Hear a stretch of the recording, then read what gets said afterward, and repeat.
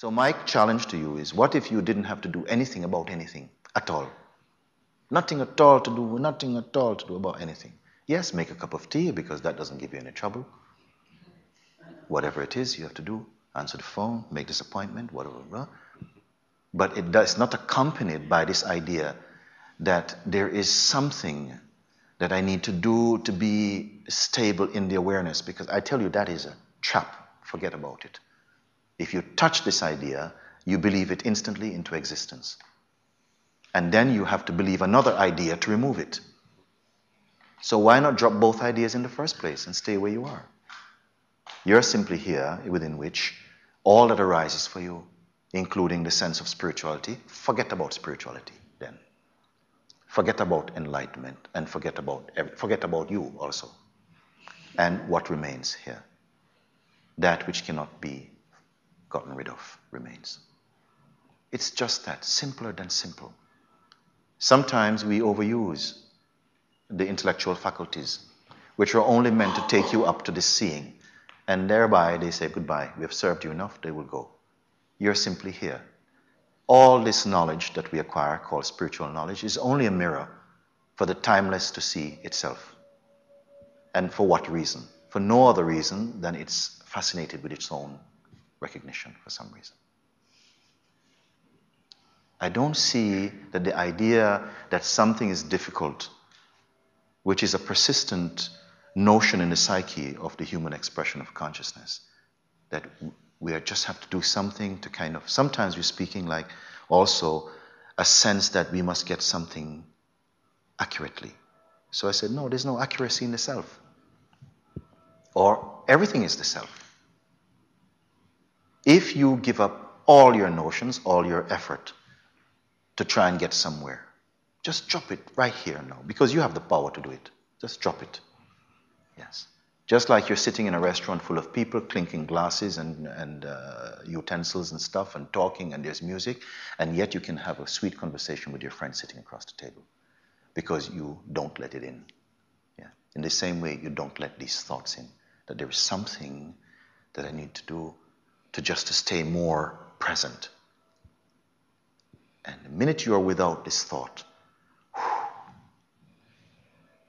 the recognition is here. You know what? Oftentimes, this moment of seeing is attended by great laughter. There's nobody laughing, it's just... It seems too simple to be true. Because how many books, how many libraries, how many CDs, how many teachers, how many stories? Can it all be pointing to this simplicity? My God, what a joke, what a strange thing. That I simply am. Some full acceptance of this ever-present truth happens, as it were. We can give it the title of grace or sort of benediction or whatever it is, but it simply happens. And this movement that there is something that needs to be corrected, yes, at times I can say this, because another time I might tell you, you know what, you need to stop doing that and do this. And there has to be that flexibility, that openness, which is present in the beingness, to actually hear that and see the sense in that in the moment, and still see that although you have to do something to see that, actually you have to do nothing to be that. So this is a kind of paradox that seems to happen. And we are mostly molested by these thoughts that something gets in the way. Yes. So there's a time when I'll tell you, yes, in the moment this thing seems to be in the way. And I'll also ask you, in the way of what? Yes. And what is witnessing the sense of this obstruction being in the way of what? We have said that awareness cannot be on the other side of working through any process or practice. It has to be that in which even the very idea, the striving, the first thought happens already in the awareness. So any journey from that thought onward can only happen in awareness, but cannot be taking you to awareness as an objective goal. It is only the discovery of the subject to itself. And sometimes when we read it, of course, in trying to convey that which really cannot be conveyed with words. It cannot be touched or carried in the word. At best, you may say, out of the irrefutable authority of the seeing, those words are imbibed with a sort of presence. They have a power in them. They have more light or something in them when they come from that seeing, at best. Yes. That when you yourself are the seeing and the experiencing, and yet beyond at the same time, you cannot explain this, and as I said before, thankfully you don't have to write a thesis about it. It's just your own inner seeing. Something very private, let's use the word for that for the moment. But it cuts away, strips back all these layers of should-dos and should-do-nots and leave the truth in its nakedness as it is, here, present, now. What can be simpler than that? Prior even to simplicity, you are that.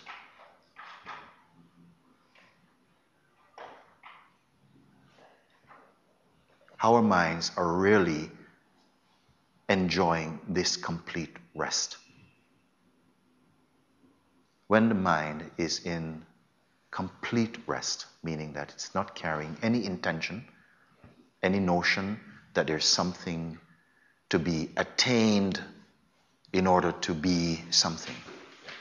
It spontaneously is one with self. It is self is self. Yes. Drop the notion that something stops you from being this. That's only a notion arising in this. What is this? And who is there outside of this to know it?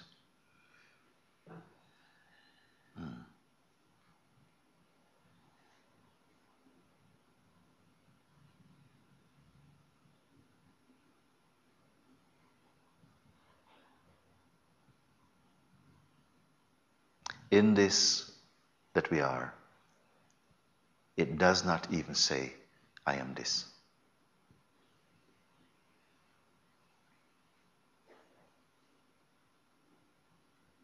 This is why I said, missing the obvious. Because we engage with some construction about what this must be. And then looking at your mind and your conditioning, you feel unworthy. I'm not worthy of that, actually. You identify with that, which gives a sense that you are less than. Because as long as there's a search, there is a sense something is missing. Therefore, this is why they're searching.